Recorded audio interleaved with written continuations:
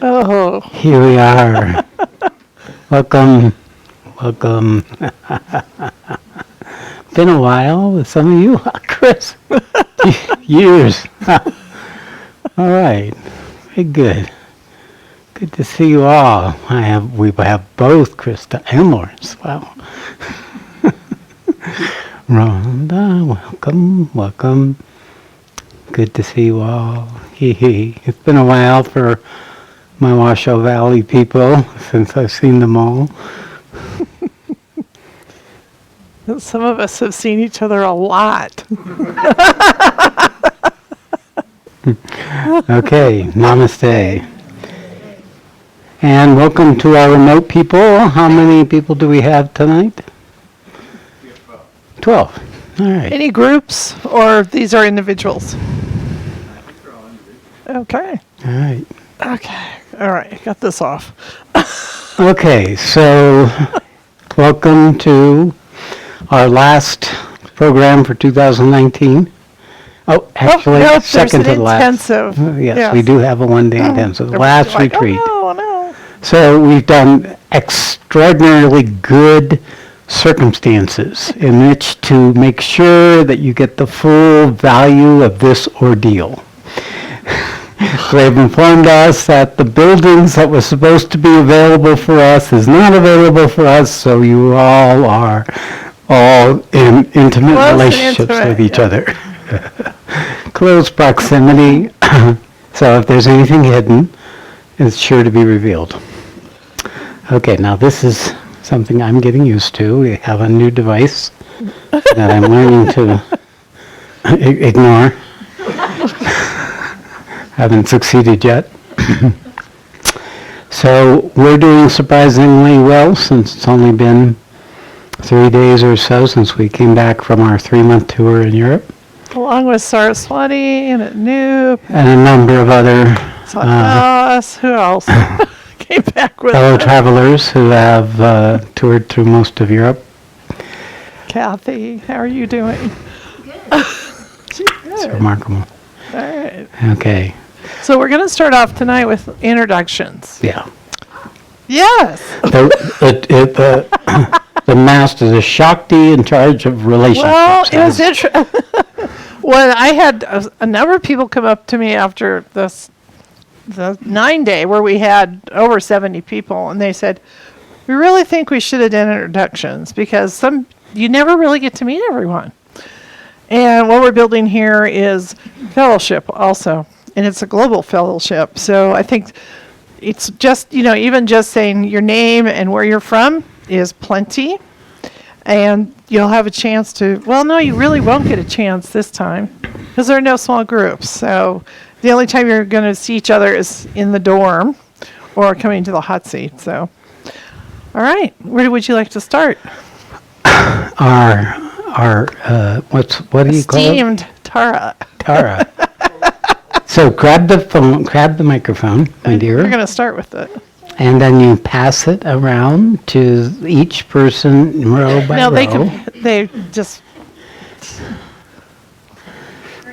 Yeah, just stand up, look at the room, let them see you. They've already seen you, but you're going to be the model.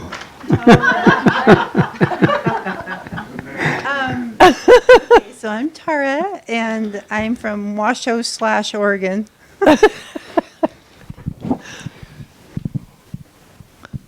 I'm Kasia. I came from New York, but I'm Polish. I was born in Poland, and I've been following Satri for probably 2.5 years, and it's my first time to be here, and I'm really happy to be here. You finally stepped into the waters. Yes. Okay, very good for you. Gosh. I'm Anne, and I'm from Washoe Valley.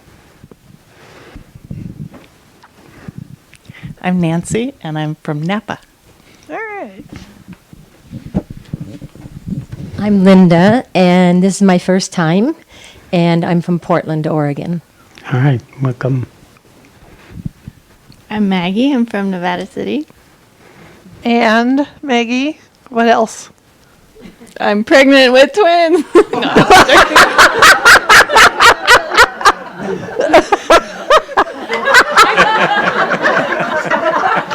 That was very inventive.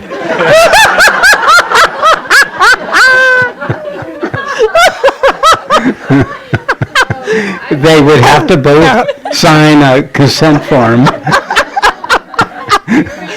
And Maggie, what I was really getting to is she's moving into the community for a short period of time. Yeah. She's just learning how to step out of the box. Oh my God. I'm Kelly from San Francisco. Okay, welcome, Kelly. Hemant from Saratoga. I'm Monisha from Saratoga. I'm Karen from Washoe. I'm Sacha Priya from Washoe. I'm Polly from Spokane in Oregon and maybe Washoe soon. I'm John, and I seem to be from the same. I'm Raj, and from San Jose, California.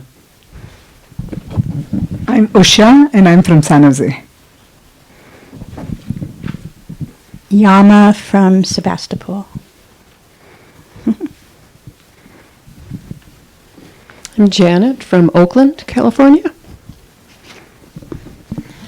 I'm Krista from Lafayette, Colorado. I'm Sharon from Washoe. I'm Paul from Washoe Valley. I'm Brian from Edinburgh in Scotland. I'm Joan from Sacramento. I'm Clarita from Grass Valley, California. I'm Erica from Washoe Valley. I'm Arjuna, again, from Washoe Valley. I'm Diane from Batavia, Illinois.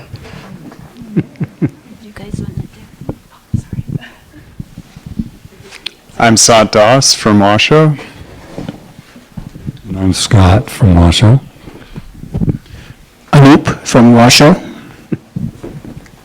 And I'm Kathy from Boston, Massachusetts. Ramana from Saratoga. I'm Lawrence from Lafayette, Colorado. I'm Sita from Saratoga. Partha from Saratoga. I'm Christopher from Boulder, Colorado. I'm Elizabeth from Washoe. And I'm the last one in the room here. Saraswati from Washoe. All right, very good. Yes, thanks. Bring the microphone forward. I'm just curious then, the people who are online, do we know where they're from? Let's do that. We have to be their voice. Sure. Well, yeah, Auntie's. Hey. Auntie, of course, from Finland. Hi, Auntie. My God, what time in the morning it must be. 9 hours from now. Then we have Ziva from Sunnyvale. Uh-huh. Bill Miller from Auburn, United States. Edwin and Hanson, of course. Oh, yes. Adya Shakti. All right. All right, Adya. Lisa from Denver. Good. Ashish. Hey. James from Nantucket. And Yukiko from Silicon Valley. And Robert from Penn Valley, California. Okay. Awesome. So we're all over the world again. Yes. We never left. Okay. Okay, my dear, so let's go over the schedule. Okay, so Just we'll do the schedule and the guidelines, and then we're turning everything over to Satri.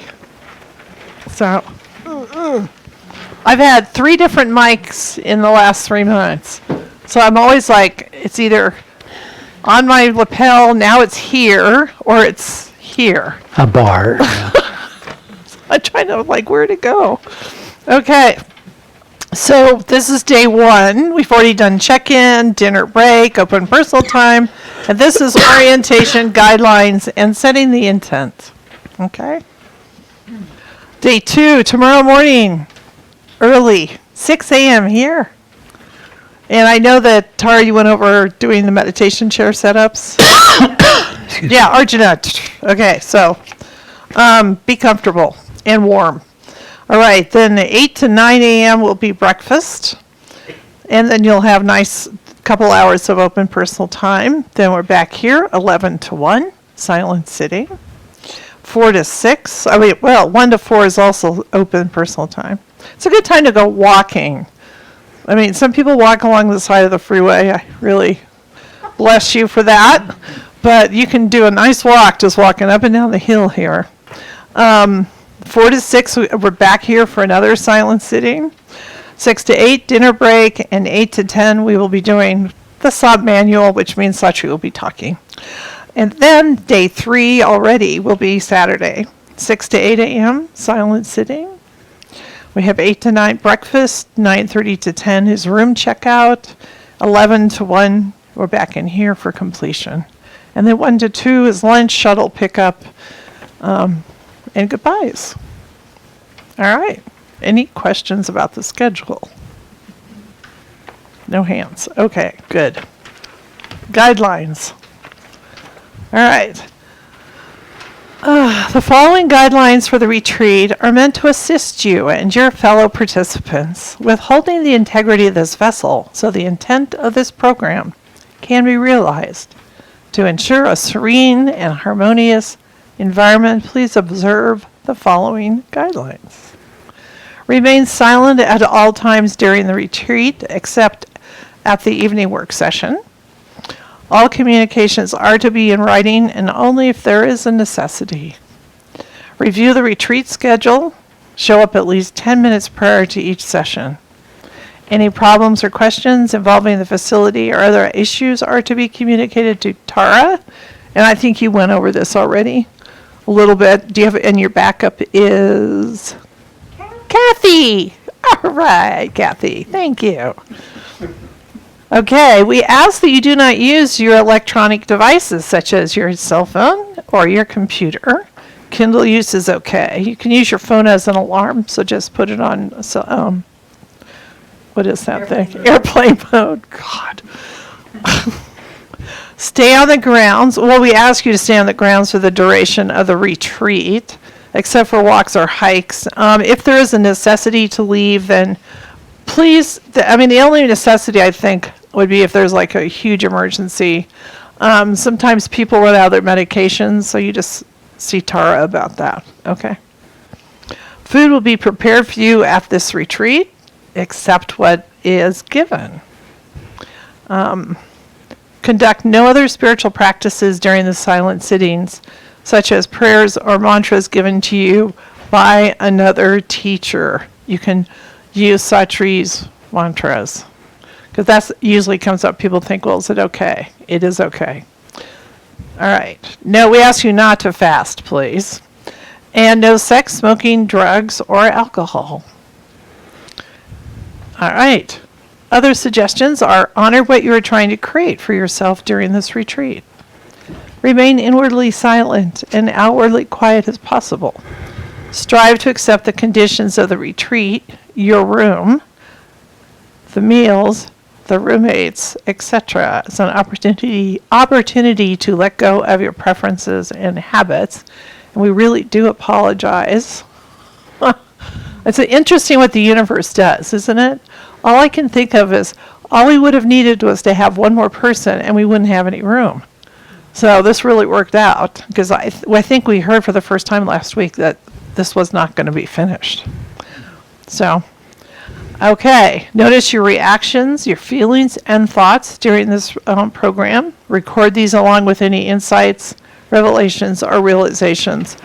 Are we going to have a basket for teachers' notes? Do we have one? Do we need one? We do. We have a basket, so we can set that up. Yeah. What is, Satri, do you want that for trainer notes? Yeah, just go ahead and set it up. If people have a crisis or a particular issue that arises for you that is really grabbing you, then writing a note and just direct it to Satri. And I may not be responding, but one of the trainers will probably respond to you, or they'll come to me and ask for guidance on what to do, whatever may come up. So that's... Okay, that's so what that'll we do. be in the back room. It'll say notes for trainers. Yeah. Okay. All right. Silent sitting. So we're going to talk about that part because that's what we're really here for. Silent sitting is not necessarily meditation. It is a conscious effort to be still and silent outwardly and inwardly. There will be silent sittings each day of 2 hours each. Here are the guidelines. Do not leave the group during the sitting. You may leave the room after Satri has left. Move as little as possible. If you need to move or change positions, do so slowly and as quietly as possible. Make as little noise as possible. If you need to cough or sneeze, do so into a cloth. A towel would be preferable. It still won't muffle it. But the reason that is that some people will have gone into a transcendent state. So if somebody sneezes or coughs, you'll see it just move through the whole room. It's kind of interesting. You can sit on the floor or in chairs.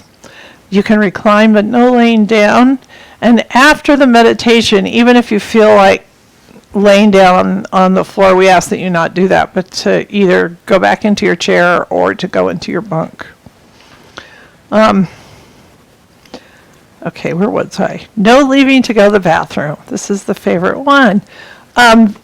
There are 2 bathrooms here, and everybody I know has bathrooms in their dorm, so please go beforehand, because Satri really likes you to stay through the whole meditation. When we do talks at night, it's okay to get up and go, but during meditations, we ask that you just sit there for the 2 hours, and people manage to do it.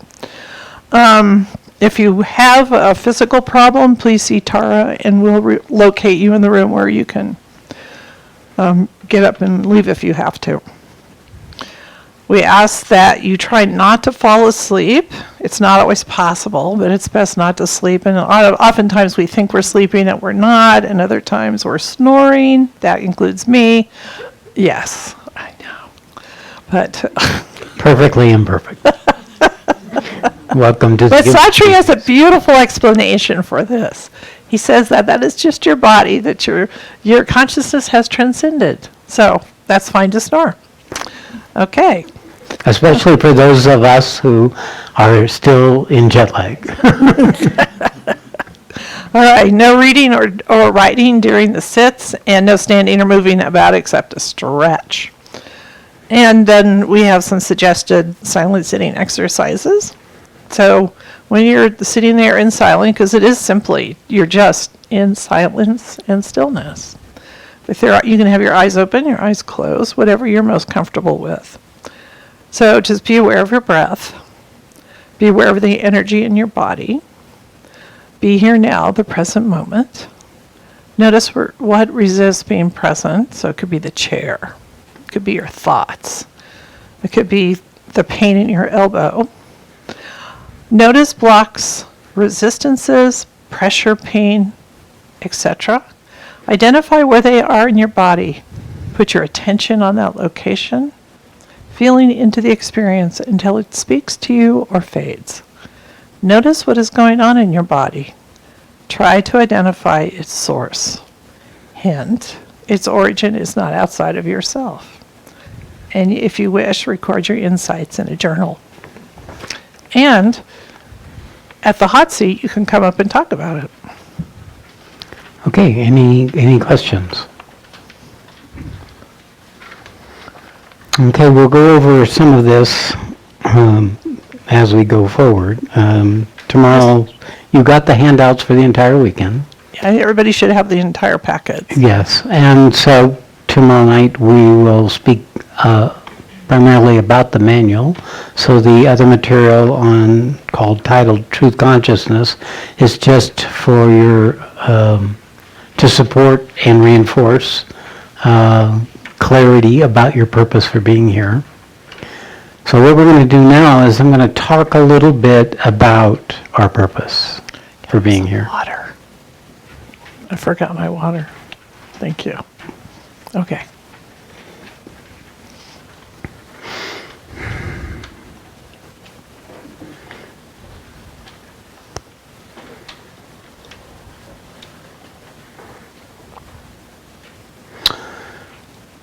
What separates us from truth? What separates us from our ability to be in existence? What keeps us into a condition of dissatisfaction and suffering? What obscures us and limits our ability to know the divine reality that we are? What prevents us from being in a direct and immediate relationship with the ultimate truth that we are? So these are the questions that we organize our purpose around. We can organize this retreat as an opportunity to start showing or demonstrating in your own experience your own answers to those questions. But it really gets down to finding the fundamental, self-existent truth of what we are.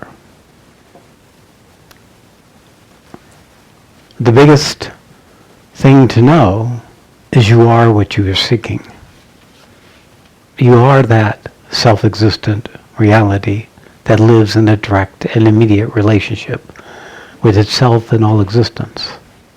That is not bound by all those things we call us, our personality and our story.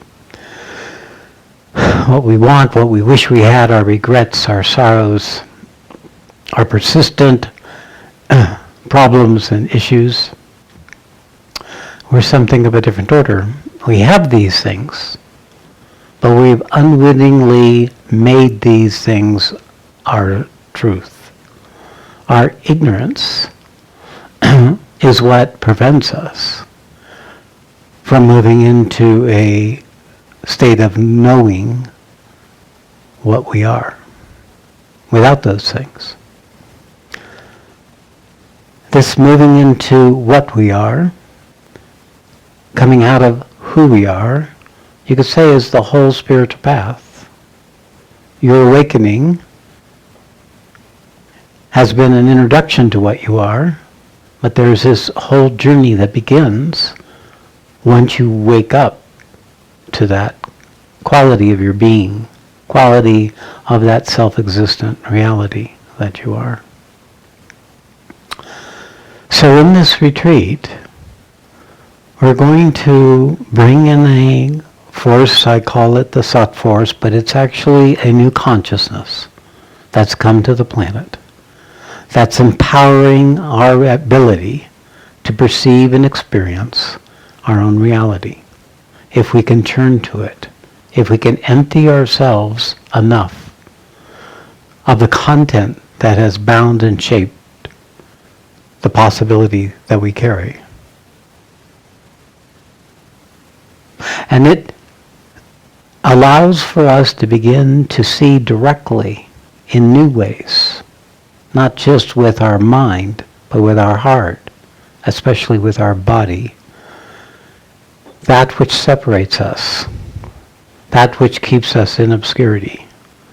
We continue to wake up to that which is still hidden, that we've not been able to step behind to see the source of the error that we've unwittingly become. So this Sat force, Sat means truth, it comes from that principle that exists before existence. That existence is not dependent upon existence to exist. That paradoxical quality that was never born and never dies, that's eternal, unchanging. It's pointing to a fundamental reality that we all are, that we carry, that lives us, that is the animating and organizing principle of our identity, of our I amness, without any content, that which is eternally free, never bound, never suffers, never has loss, but which when embodied takes on all these things, loses access to itself, and it becomes identified as us, as the person, as our issues, our stories, the things that separate us from that. So it's that part that's struggling in you, in us, to come into existence as us, through the person, through the who we are, to be able to come into existence and know itself. The only way, it's my experience, that the only way the universe can know itself is through each of us. The whole universe is conspiring vigorously to wake us up to it so that it can come into existence as us, as it. So this learning to find this essential quality of the reality that we are is the work of the spiritual path. So we're going to sit together in this program for a day and a half. And this force of quality of being, quality of knowing, quality of perceiving will be enhanced. And that can expand that in there which is ready in you to expand, or it can show what is in the way of that expansion of that quality of yourself coming into existence. And what is it? It's what's sitting in this room. It's what you are, without any content. That self-existent truth that you know you exist. That recognition of your own existence. That is actually not ego. That is actually an essential component of the reality of what we are. An I amness, a thisness, that is essential to our ability to perceive the truth, to experience the unconditional joy and fullness, to be in relationship with existence. It's purifying ourselves, emptying ourselves, shedding that content that obscures us from that already foundational principle of what we are. It's what you are right now, this moment. It's what got you here. It's what I am. It's what you are. It is the I of the am. It's the I that knows it exists. The amness. We live with it all the time. It is something we absolutely take for granted. We don't even know because it's the very thing that knows.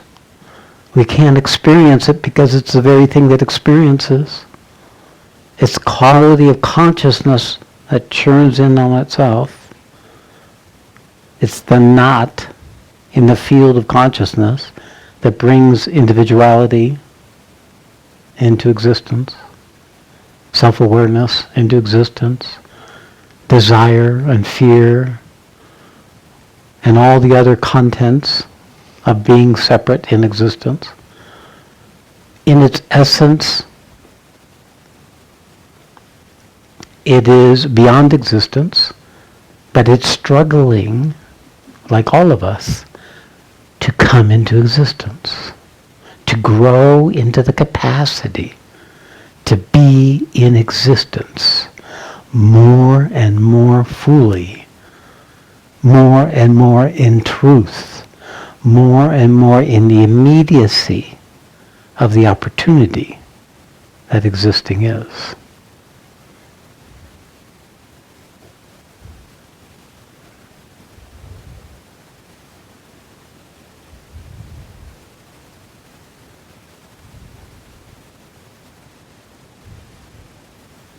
So let me read a little something from the Bhagavad Gita. I'm not going to speak too much about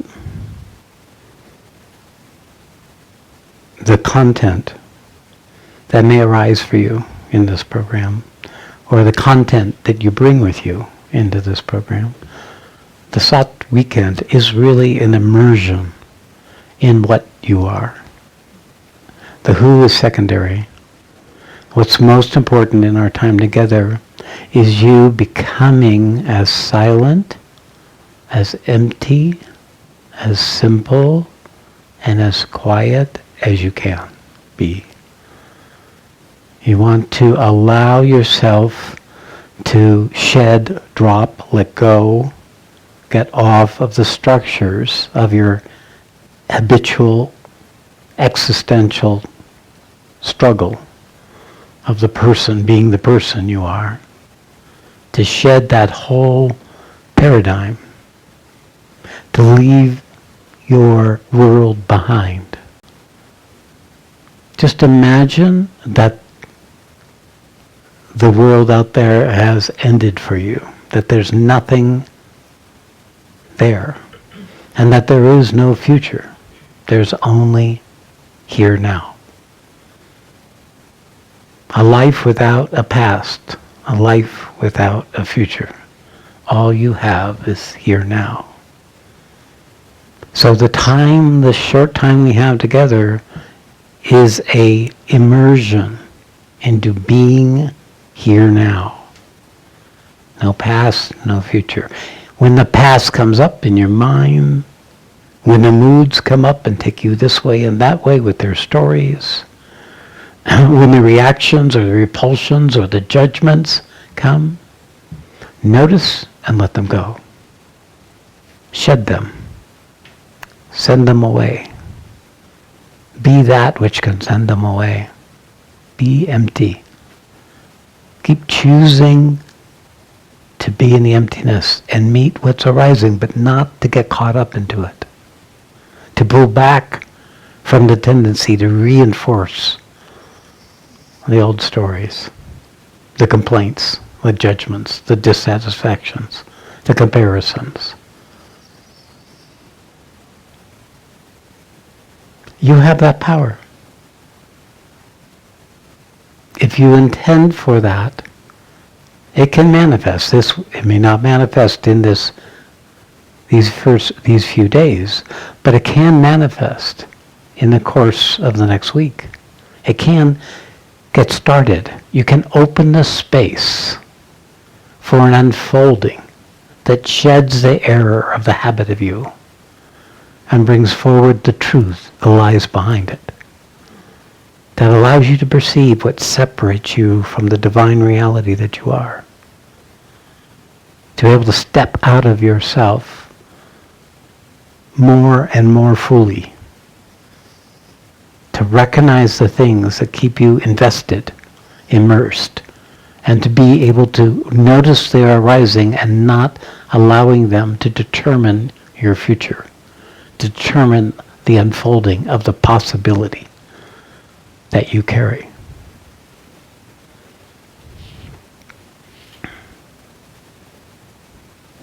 Know this knowledge from the enlightened masters. They are the knowers of truth. Gain this knowledge from them through humility, inquiry, and rendering service to them. Humility. That's emptiness. Not knowing. To put aside what you've known before, what you've understood before, even what you've experienced before during this time. Be empty. Even let all expectations go. Let all projections of what you think you may hope to have happen, or even what you want to have happen. Let the universe choose what will happen. And be willing to be empty and accept whatever comes. It'll come in many forms. You'll recognize them. The person who's sharing the overly crowded room you're in, they're snoring. And then you can notice what a gift it is for you to begin to find what's in the way of you including their snoring in the reality of the opportunity of this program. And there would be something about the food, something about the cold, something about being in a new place and not having control, the uncertainty, the instability. Feel the instability. Feel the uncertainty. Take it out of the story and put it into your body, put it into your heart. We'll talk of some of these things as we go. This learning how to skillfully take advantage of the opportunity of someone who lives as a channel and instrument of the Sat Force takes time, but this is your introduction. This is a possibility for you to tap into that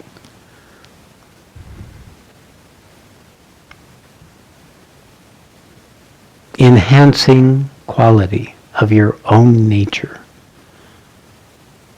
to bring in and empower within you that quality of the universe that's seeking to come into existence as you. That supreme principle that we all carry the seed of. So much of what we'll do is hang out together. It's like a slumber party. We'll hang out together most of the time. And what will happen is there will be an energy, there will be meditation, and there will be not meditation. There will be openness and relaxation, and there will be contraction and pain and discomfort. There will be boredom.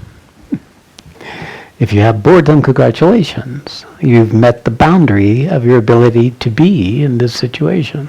And that's where you want to sit. You want to sit in the boundary of your ability to be here. In the process of being with the boundary, the nothing happening, the fear associated with nothing happening, the dissatisfaction associated with nothing happening, you'll discover that it's not nothing that's happening. You'll discover actually what's going on in the resistance, in the obscurity, in the yet-to-be-revealed possibility that lies beneath that boredom.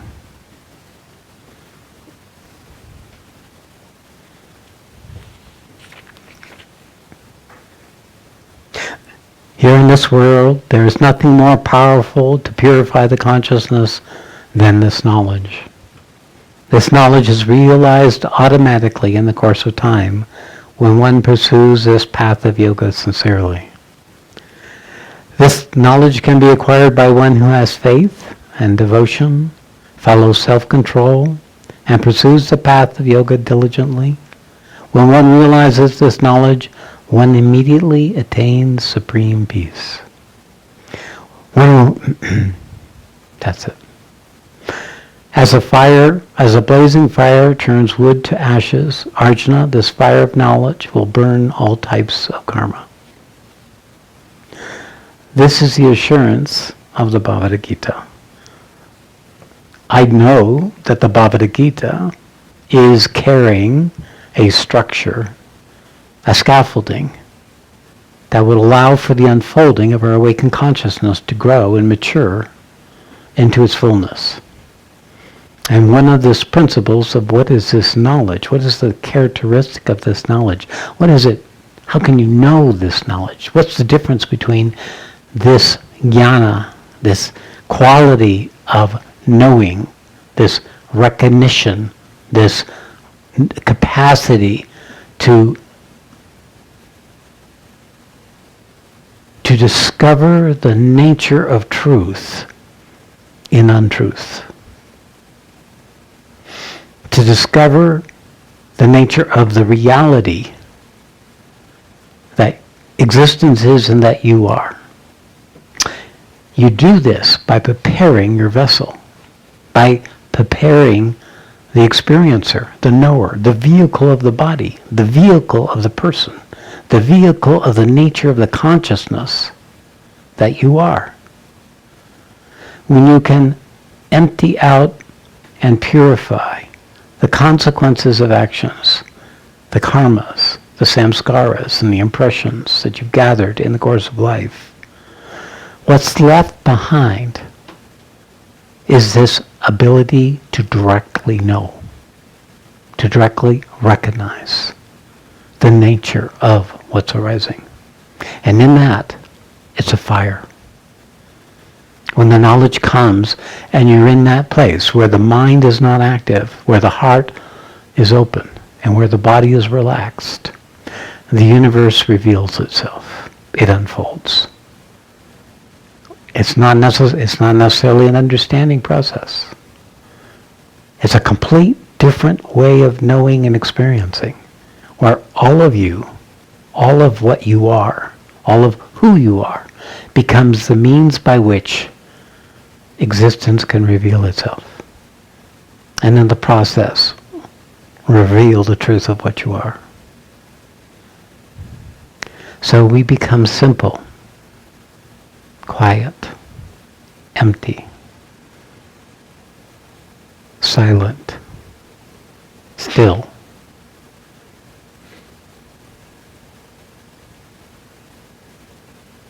The more we can do this, the more this extraordinary gift that's here during this time of mankind can come and penetrate the barriers and the resistance, and the obstacles and the structures that separate you from it. It can dissolve them. It can open them up. It can expand our ability to receive that grace, that capacity, that knowledge, that jnana, and let it come and transform us. This is a force of transformation. The nature of transformation that's different than change is that it works from the inside out. It works below the level of our awake consciousness. It works behind us, behind the seer, behind the perceiver, behind the experiencer.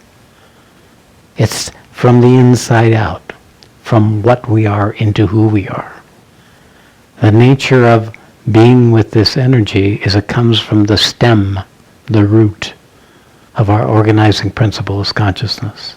And it comes and feeds and permeates the person, the system, the structures of ourselves, and begins to dissolve those rooted aspects that separate us from the truth of what we are. And meanwhile, it empowers our outer person to be able to wake up into life in ways that it hasn't been before, to be in a continuous state of awakening. Well, what are you awakening to? It's where awakening to the sleep. Your unexamined, unconscious, assumed principles, ideas, beliefs, emotional structures, stories that you believe to have been true. You wake up to the nature of what has separated you from that innate reality that you are.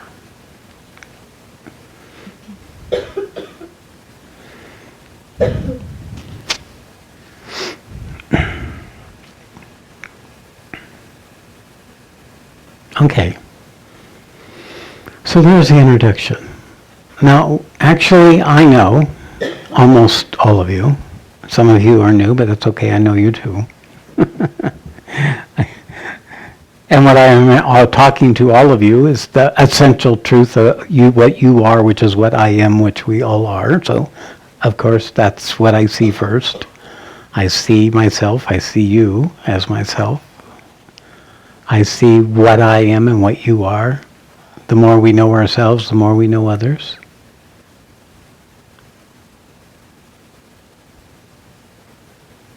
I know the nature of your predicament, what you're struggling with, what you're aspiring for, what you're longing for. I know the struggle of trying to come into existence in the full truth, the full magnificence that you carry, that you suspect is there and that you've unwittingly been betraying for the shallow payoffs of the human ego. The deep dissatisfaction or dejection at the separation between you and that divinity you sense, but do not yet know. It's not new. The only difference is you're awake to the struggle.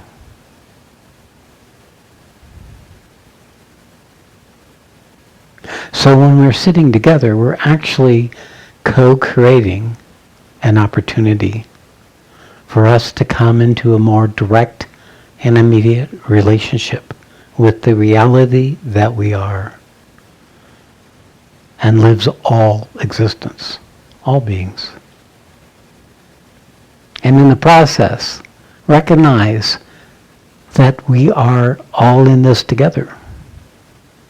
That there is this fellowship, this unfolding of possibility that we carry with others. Now perhaps we won't be able to do that part so much in this program. This program is going to focus on the quality of you as a perceiver and experiencer. It'll work inside and outside. It's useful for you to take your attention and orient yourself to be in a new relationship with the unfolding of what's hidden in you, rather than in struggle, rather than trying to change it, rather than trying to fix yourself or make yourself better. Learning how to be with it as it is. This is not a get better program. This is about recognizing that better would be the booby prize.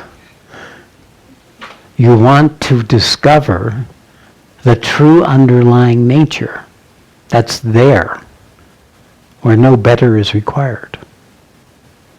Better is a human idea, a hope, a wish, a comparison. But really what we need to find is how to be with what we already are, so that we actually have permission to be exactly as we are, right here, right now. There's no particular way to do this program. You can't do this wrong. There's really no way to do it right either. It is outside of that domain. We're talking about what you already are, so it's already here. Your job is only to find it. It's not to make it happen. It's not even to seek it. It's to hold the space for it to reveal itself to you. It's an effortless effort. It's the effort to be effortless. To quit striving and struggling. To quit treading water endlessly. This is about stopping treading water. This is about drowning. This is about letting go. This is about forgetting, giving up. As if you had no future. As if the past is not relevant. Not as if, it is not.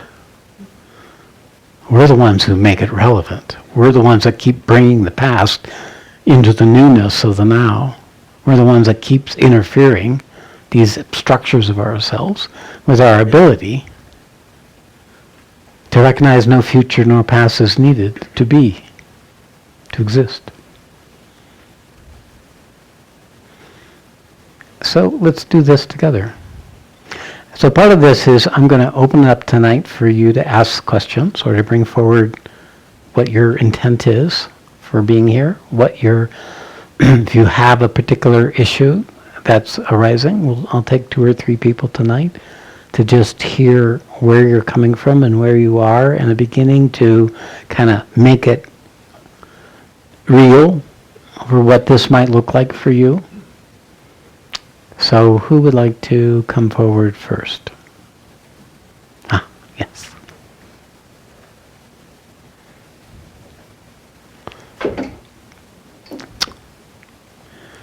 Yes, just come right up here, have a seat, grab a microphone.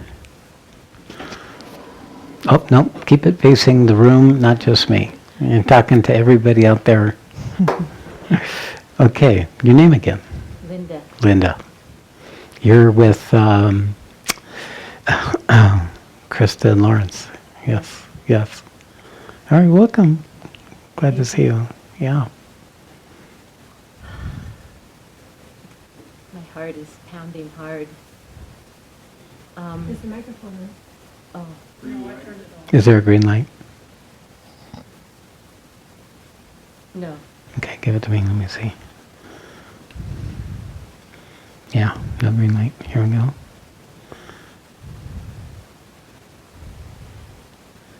Here we go. Okay.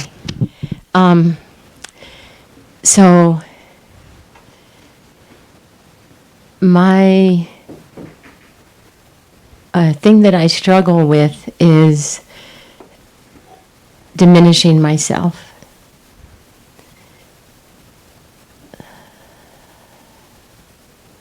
Self-diminishment. Shame. That whole structure, the bottom of the frequency of David Hawkins' frequencies of consciousness. It's this place where we fall into the trap of self-diminishment, not good enough in comparison, and get caught into the story and get addicted to the drama of how awful it is, or how unjust it is, or how I'm not worthy enough to be able to do this. It's a, yeah, you recognize. So, you know this is what you're doing, right? And when you're doing it, you're having what's happening, this leaking from the eyes that occurs, right?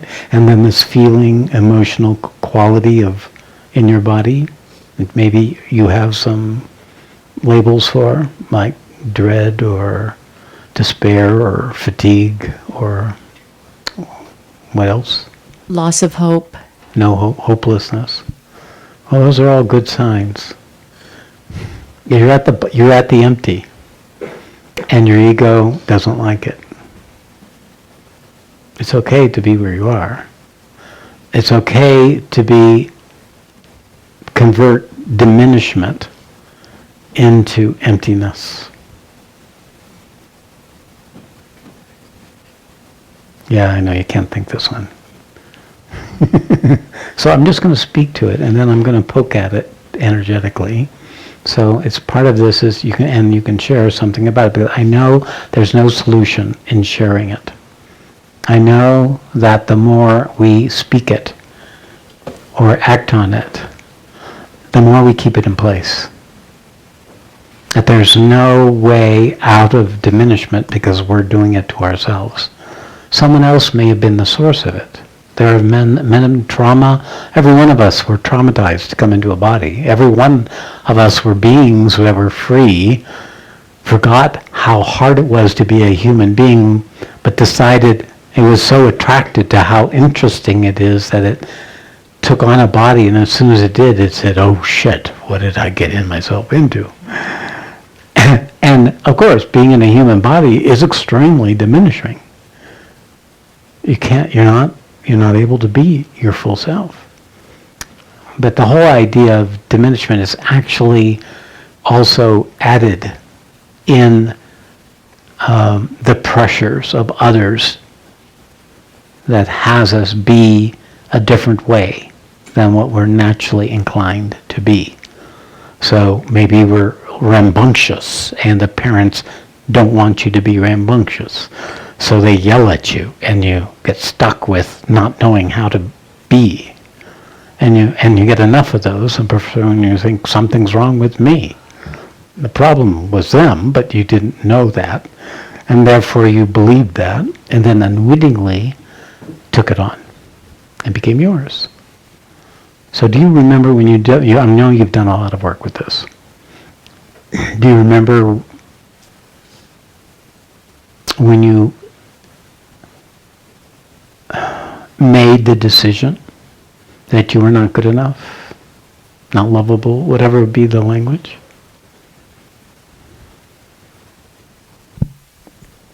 I don't consciously remember it, but I'm going to make a guess that it was when my birth mother relinquished me. Okay, good. The child would know that. And how does the child know that? Viscerally, in the body, in the fiber of the body. The body of the baby is a complete open receptacle for the impressions of the world around it. And therefore, it picks it up that the mother doesn't want me, that I am unwanted. And therefore, that comes out, and as we grow, we eventually find a languaging that says, I'm not good enough, not lovable, no one wants me, or whatever, that old story. Whatever be the cause, whatever be the long suffering process of trying to come into existence, even with that there, it still comes down to you're unwittingly keeping this in place. So, are you willing to let go of this? Have you in the past been able to let go of this?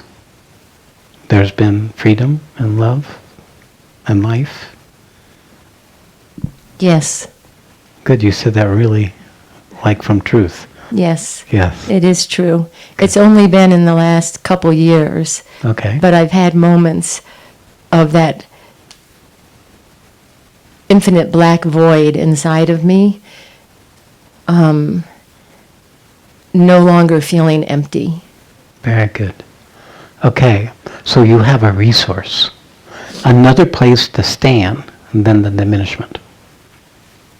And what happens when you have another place to stand than the diminishment? You have a quality of consciousness is greater than the diminished quality of consciousness. So what you can do is when the old habit of the diminished quality of consciousness starts leaking up, starts coming up and starts corroding this new resource you have, you can say, no, I don't choose to go there. You withdraw your consent to go there, and you reestablish that sense of aliveness and truth and freedom that has come to you. So you strengthen the resource. You strengthen this quality that has come.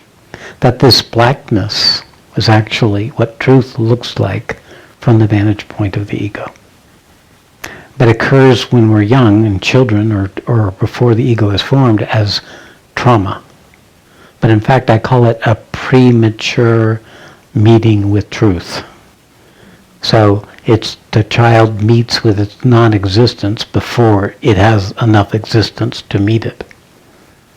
But you've probably, through the course of your life, through the struggle of your life, formed enough of a person, enough of an identity, that you could be able to recognize this blackness is actually a depth. It has a richness. It's not a bad thing. Not a bad thing. And that the child could never have known. child could never have known that. So the fragments of you that are still vested in this negative, exposure to truth prematurely are like your children. They're parts of yourself that have been abandoned. Parts of yourself that no parent was there for. No outside nurturance, no outside attention could there to support its existence. So you become that. You become the parent that was missing. You become the mother that was that didn't abandon you. Yes, that's it. You healed yourself. You're the parent now. This resource you now have can go back and meet each one of the parts. Yes, there we go, just like that. Yeah, and allow them to come in existence with their sorrow, with their grief and their separation, and you hold steady in that truth that you are, not let yourself get overtaken. Now you're letting yourself get overtaken. So you want to step back from that. You want to step into the resource, into the freedom, into the spaciousness, into the self-love. Okay, so you don't want to get overtaken. You just want to be enough to take in that child, that piece of you, hold it for a little bit. If it starts overtaking you, step away. Keep strengthening your resource until you can be it and not lose access to the resource you are. See, that's what it is. It did this big, now you have many pieces, and they each have accumulated on top of each other. So it seems like it's too much for you.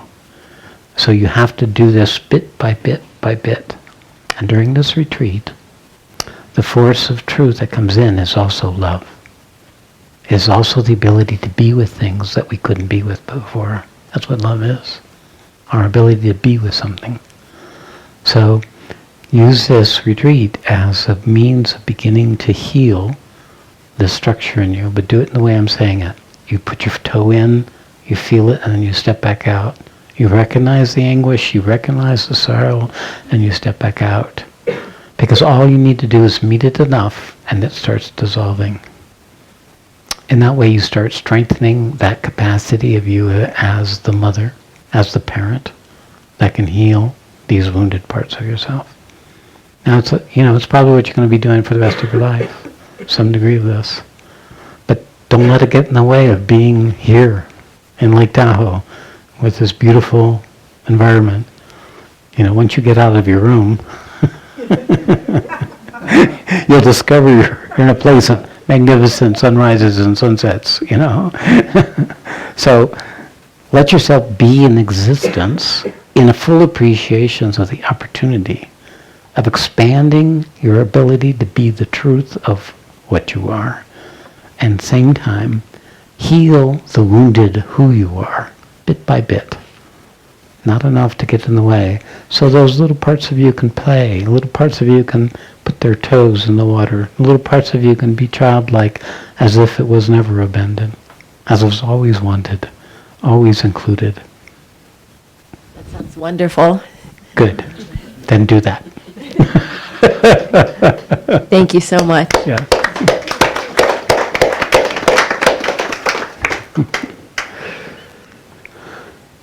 Okay, someone else.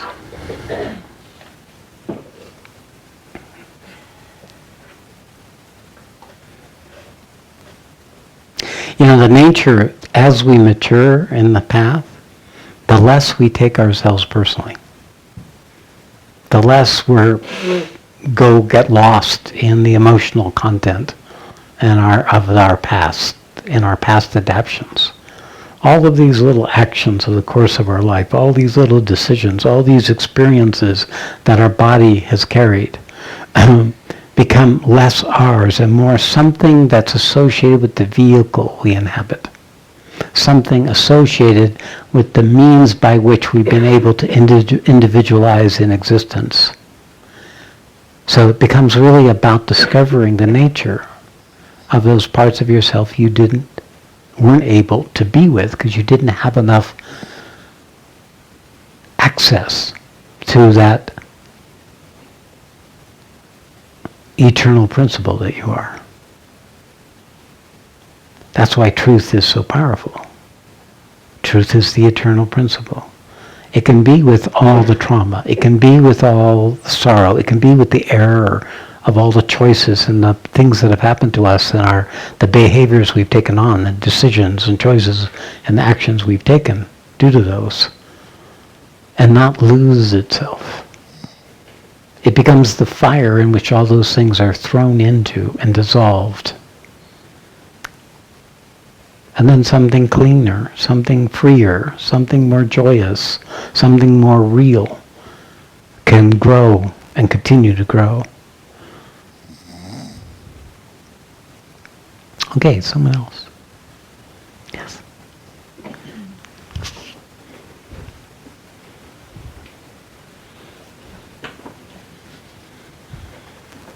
Hang in there, honey.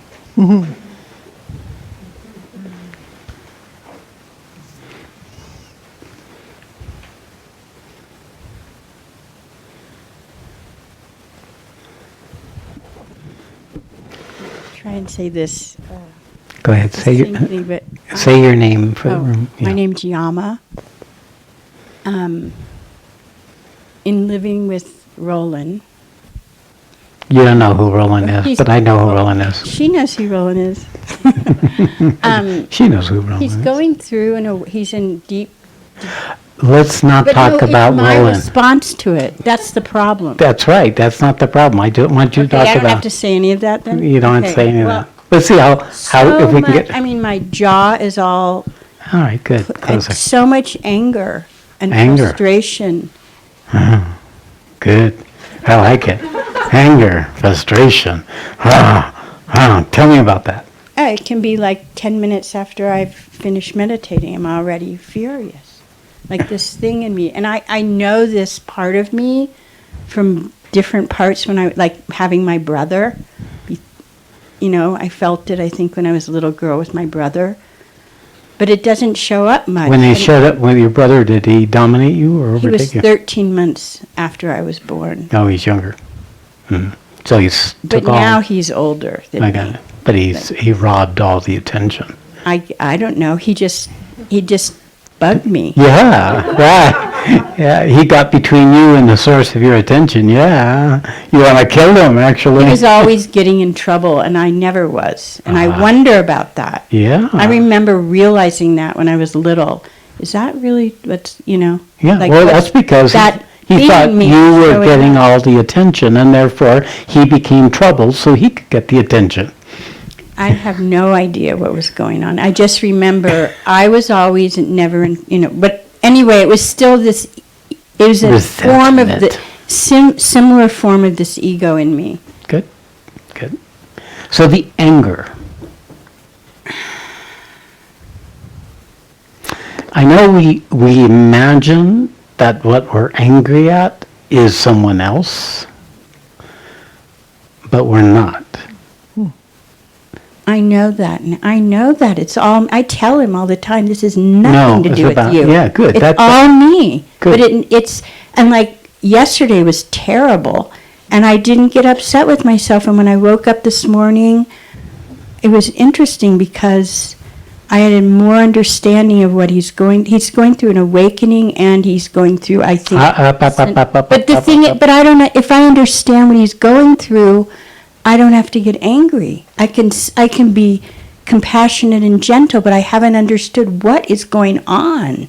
Well, I think the anger, there's a quality of unexpressed anger, or as a kind of a continuous seething of anger that you've been operating on top of.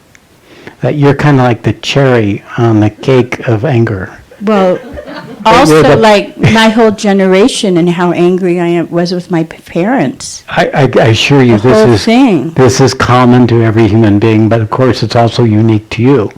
So, but our generation was really expressing. Yeah, and your culture and all of it, right? So the principle here is not the source, the blame, or outside.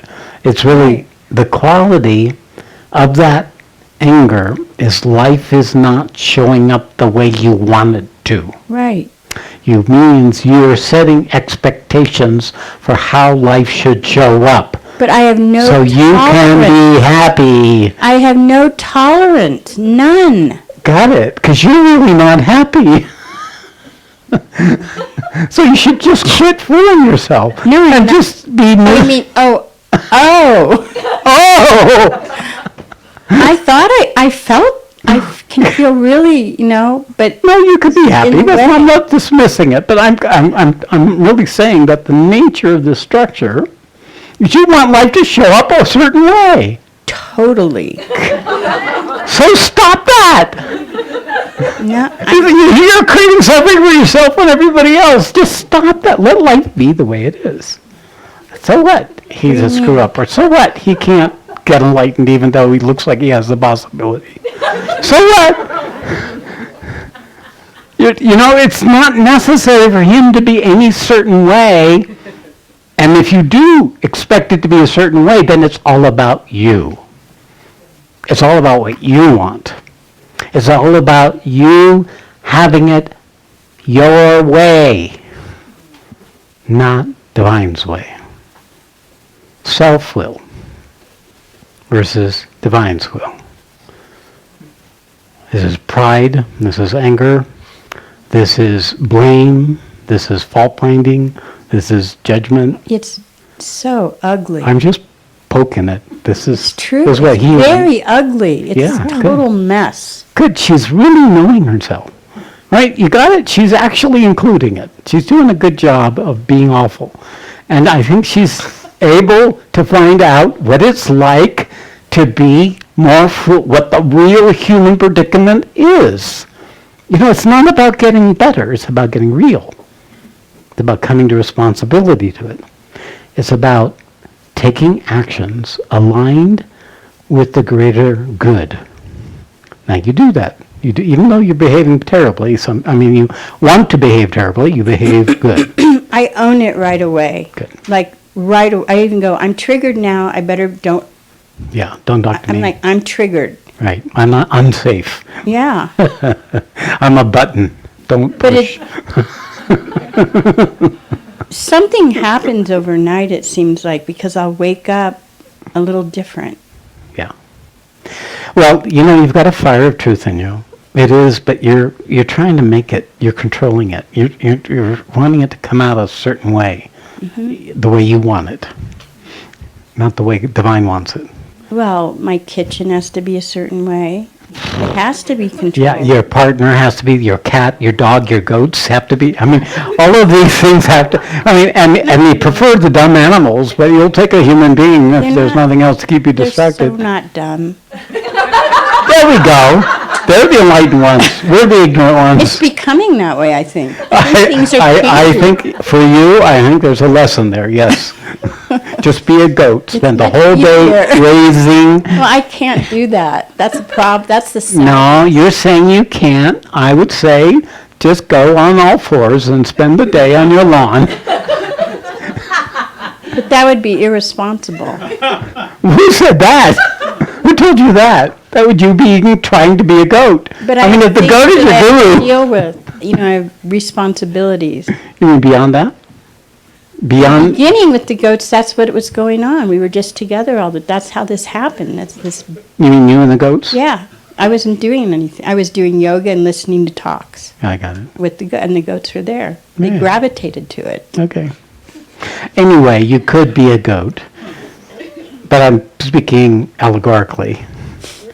You could be on your all fours in a humble relationship with existence. That would be like ideal, I think, if I had that opportunity. Good. So let that be your intent, to become simple and empty, plastic and resilient, to be able to be surrendered. Even if anger arises, you can be surrendered with your anger. You already know this.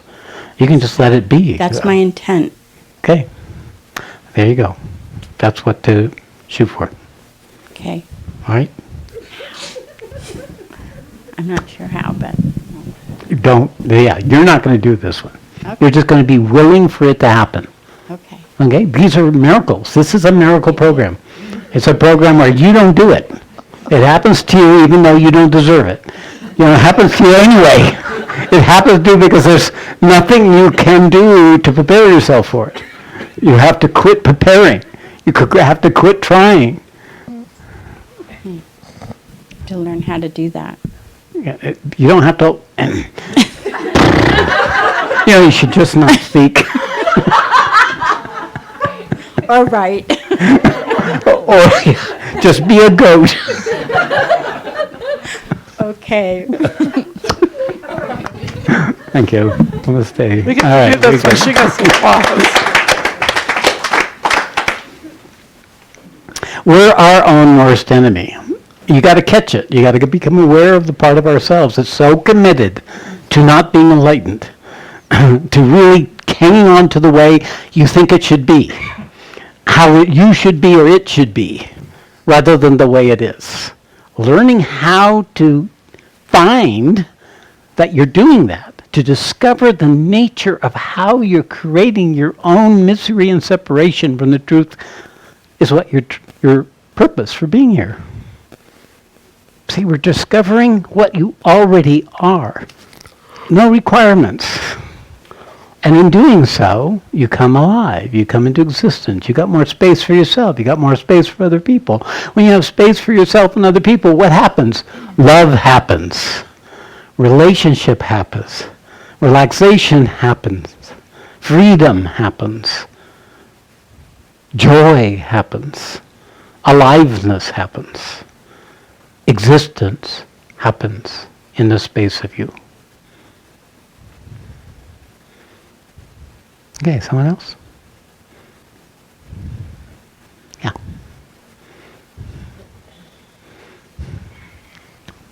Mm-hmm.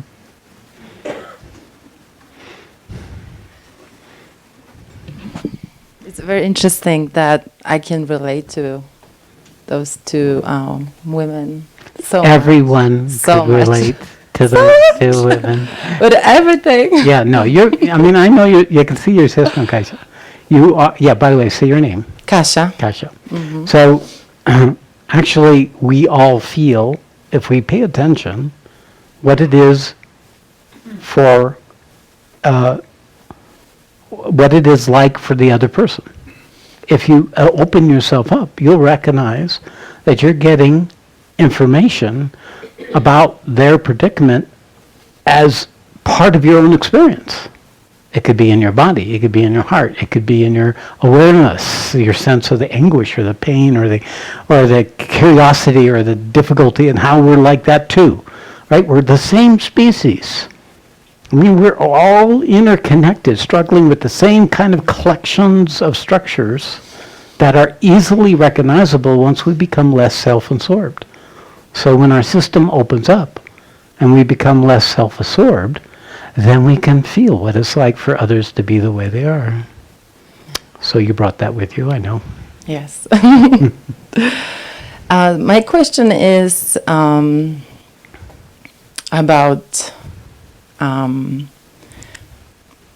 money and abundance, because I'm learning. I've been studying and reading Vedanta and Hinduism, and they believe that we should not we should not want a lot. Like, we should be very humble and simple, and I understand the aspect of that. But for example, I live in New York City, I'm a single mom, and I want to come to retreats like that, and I want to go to India. So I want to have enough money to do that.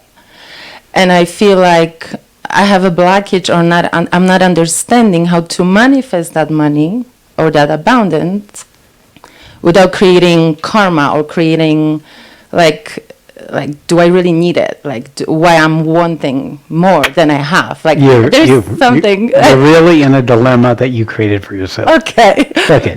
If you need more money, work. I'm working on that. Good. Then you only spend what you get. Okay. And that thing that you think you need to go to programs in order to come into the relationship with the truth that you are is an error. Now, really, I mean, I already can tell. You've linked with me already. You already are able to bring it into your life. You're showing up here, but this is secondary. There'll be some additional benefits from doing so, but the principle is that you are already engaged through the course of raising your child and living in the world. You're doing all you need to do. Life becomes the sadhana. And in fact, you have abundant opportunities to make money, or to come into existence by being engaged in life as you are. This is the Gita, the yoga of the Gita, is that through the course of life, we uncover the nature of the reality of what we are. So it's the part of you, like when you said the word abundance, I knew you were in trouble. Okay. Okay? Why? Because you got an idea called abundance. It should be abundant, so I can do whatever I want when I want to do it. Right? I mean, be it for spiritual purpose or whatever purposes.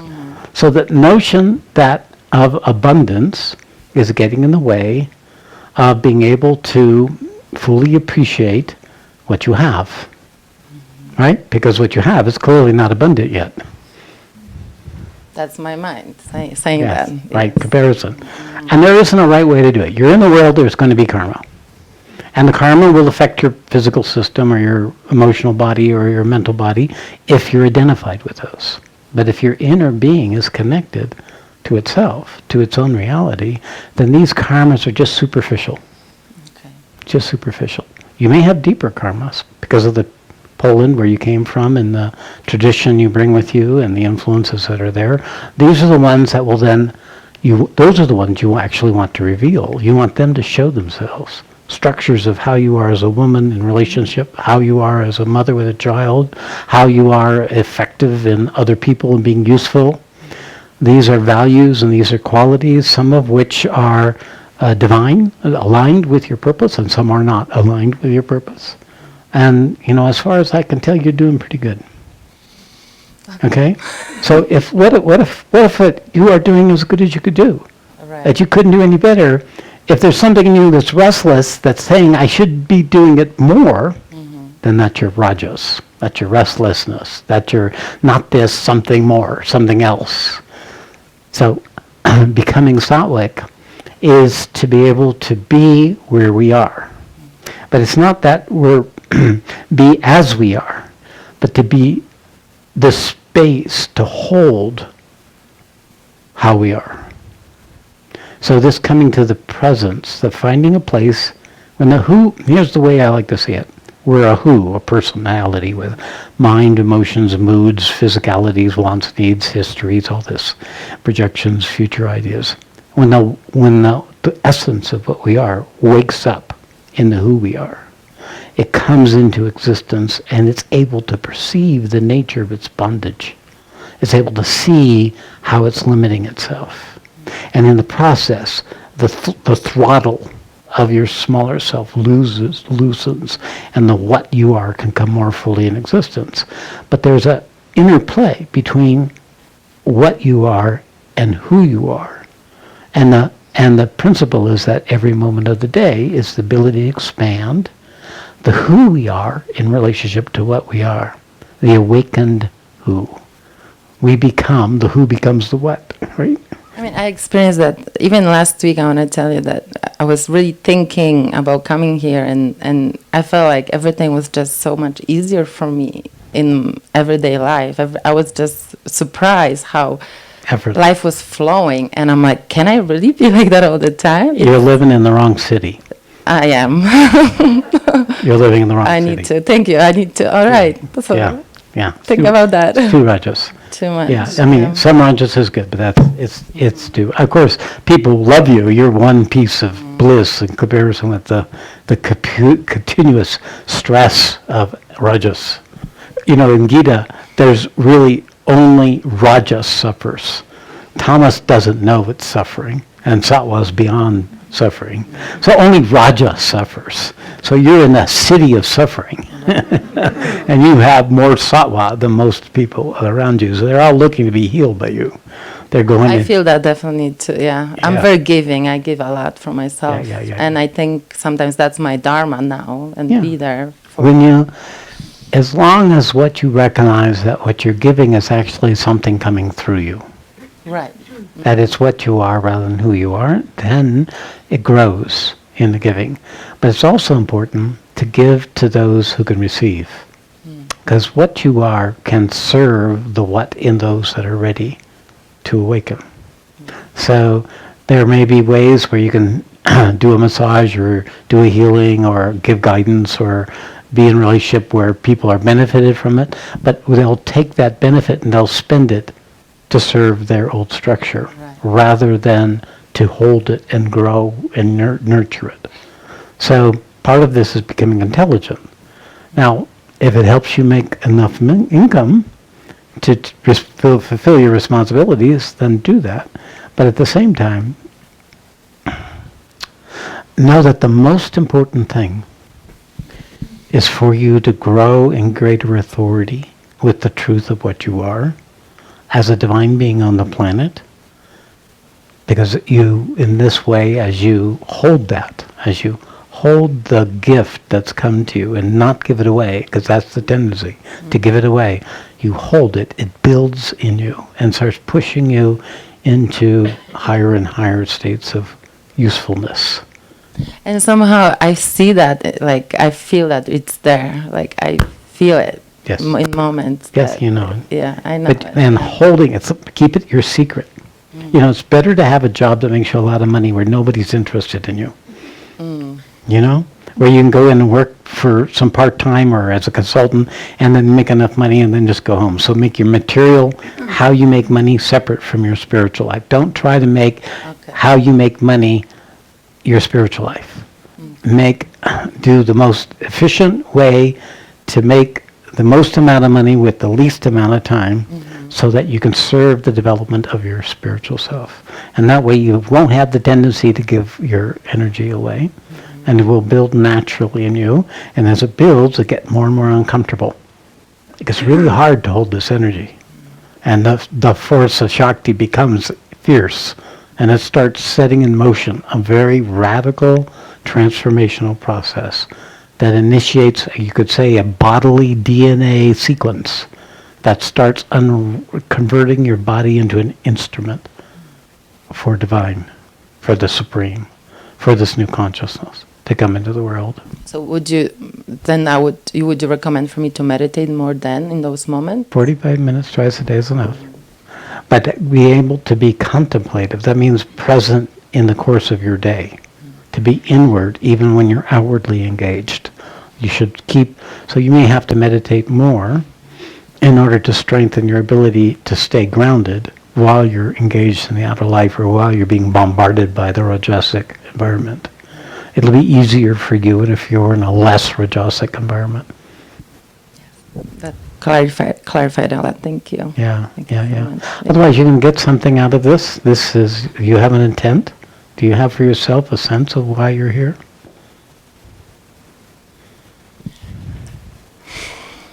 You know, I have such a big longing of just being with God. Like, if I could move to India and be there, like there's a cry in me for that. It's big. Right. But right now I can do it. But sometimes I even say that when my son is going to be old enough, I will go. How old is he now? 13 and a half. It's okay. You got another 5 years, a little less. Yeah. 18. 18's the cutoff date. Right. That's when they like kick that's them out what of I've the been house. saying. So that's like I feel there's something in me, and I don't know how would that end up because we don't know, right? But there's this cry in me for that, for awakening. Like Okay. I want to be awakened so much. Well, it's more than that. What you want to do is the divinity in you wants to come and manifest itself as you. That's what it is, and that's the truth. And that is its purpose, and that you're living aligned with it. And when you grow into that, you will then be given a mission. Right. But to try to do it before this has come will distract you. So, the idea is to. So what you probably, since you were able to take some time out to come for this weekend, I would save up for a longer retreat, where you can leave your world for a week or 2 weeks and just allow this to grow, to strengthen. And how do you allow it to grow? Is to strengthen the silence and stillness, the emptiness. That'll strengthen the Shakti. It'll make it stronger, and it'll push you vertically rather than going horizontally. It'll push you vertically, and that will then take you to new expressions of what's possible until it completes. See, the journey has an arc. That's what I teach. It has an arc I traveled, where we come out of our awakened state, we mature in our awakened state, we become stable and discerning. We become effective in meeting the minimum demands of that we have to in life in order to devote our as much of our 24-hour day to that. We give ourselves over to that, and then we have periods of refuge, periods where we let just that force, that absolute, by itself, standing alone, self-existent reality that we are, immerse ourselves in that apparent emptiness, into that vast potentiality. Yeah, I'm talking music to your ears, I know. Thank you. And that's what's next. Yeah. Okay, you're welcome. How are we doing? Okay, one more person. Someone else would like to come forward? Yeah, right.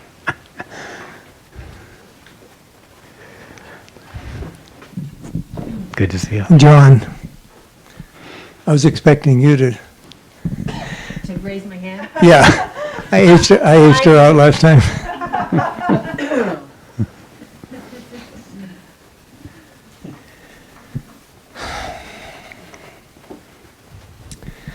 So I've been so deeply affected by listening to your talks and saying yes to being taken apart.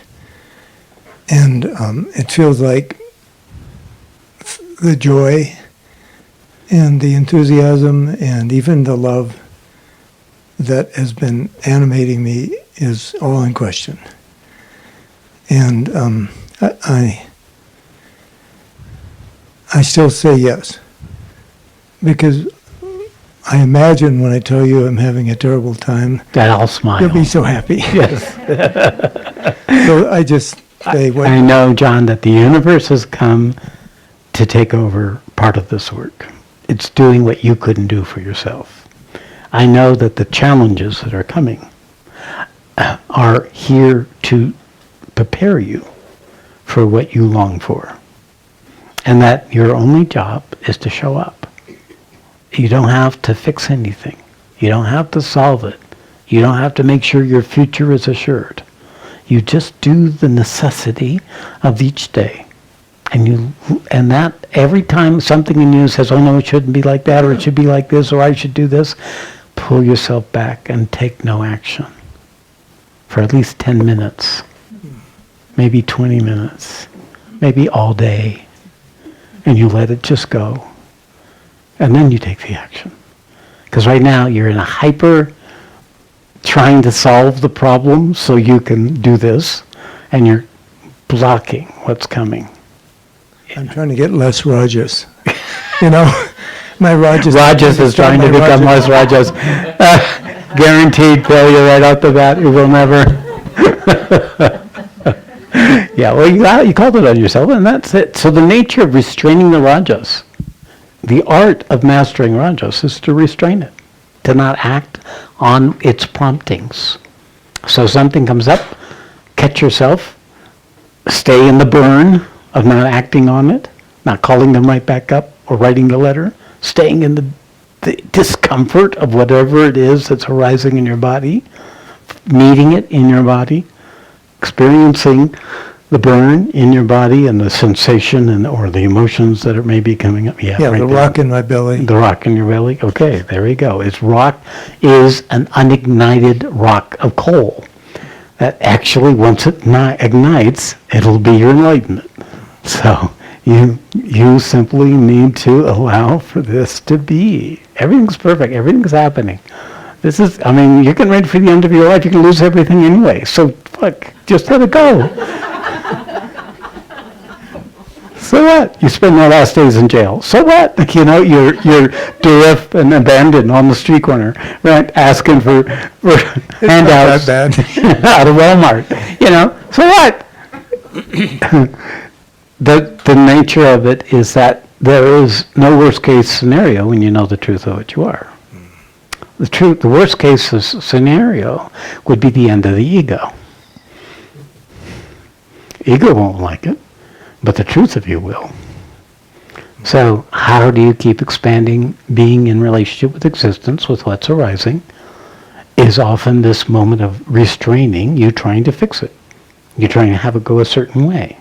To back off with the expectation, to come out of the story of what it means if you didn't do that, or if you did do that, or if that happens versus something else, get out of the story and use your 24-hour day as a continuous opportunity to come into relationship with existence as it's arising without needing to do anything, not needing to act on anything.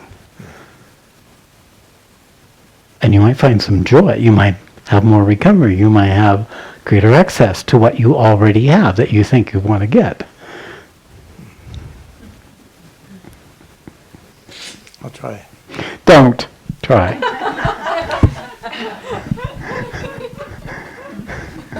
I'll stop trying. Good. Fuck it. Just fail. Just fail. Just go ahead, fail. Blow it.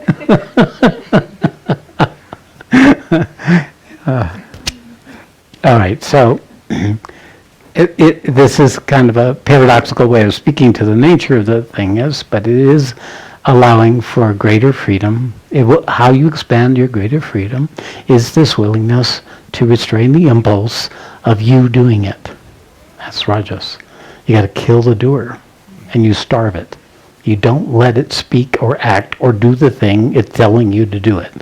Now, you're not going to win, but this restrain all the time, but you'll sometime win, where you restrain the part of you that's trying to fix everything.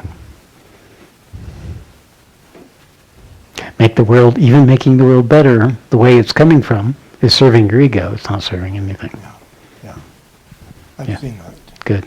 It wants you simple, it wants you empty. The universe wants to do something with you. That can only happen when you let go. Let go of the past, let go of the way you felt you needed to do it, the payoffs that gave you, the sense of accomplishment or satisfaction. You got to let go of it all. Yeah, I want to be used. Yeah, but first you have to be useless. Become useless. First become useless. Then you can be used. Right now you're too committed to being useful. Let the uselessness have its time on the stage. You know, it's probably going to be a couple of years. You need to be useless.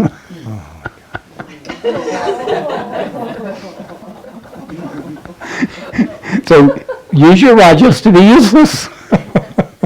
Look each day at the opportunity as how not to be useful, but by being useless. Oh my God.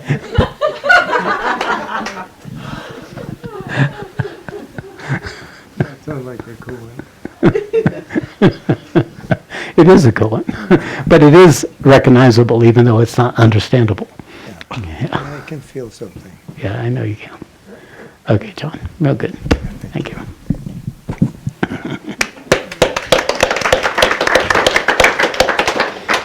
Okay. All right, so now we got to get down to work. Now you have to get down to work. This is a rare opportunity to use every moment, waking moment, and you don't have to be awake, but every moment that you are awake, to be able to keep coming into existence by holding the space for what's arising, whatever that may be. Don't want to assign whatever be the source outside of yourself. You want to experience your reaction and what it's doing within yourself, the who in you, to see the thing, not to judge it, not to make it wrong, not to fix it, not to make it go away. Matter of fact, you want to include it. You want to allow it as if forever, even the worst qualities. You're not here to fix it. You're here to be with it. So this ability to step back from yourself enough to allow this who you are to be is what you are can do.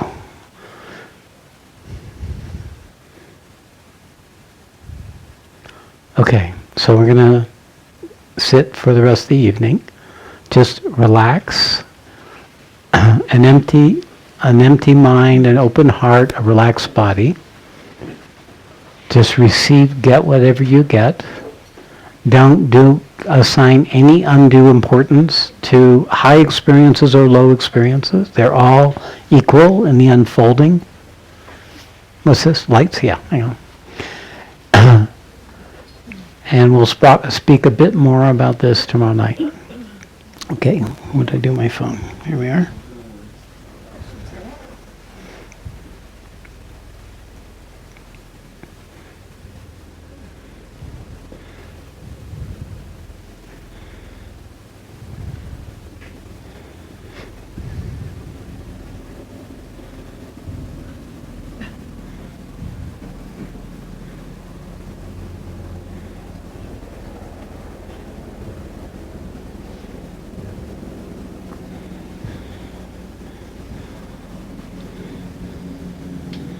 All right, let's begin.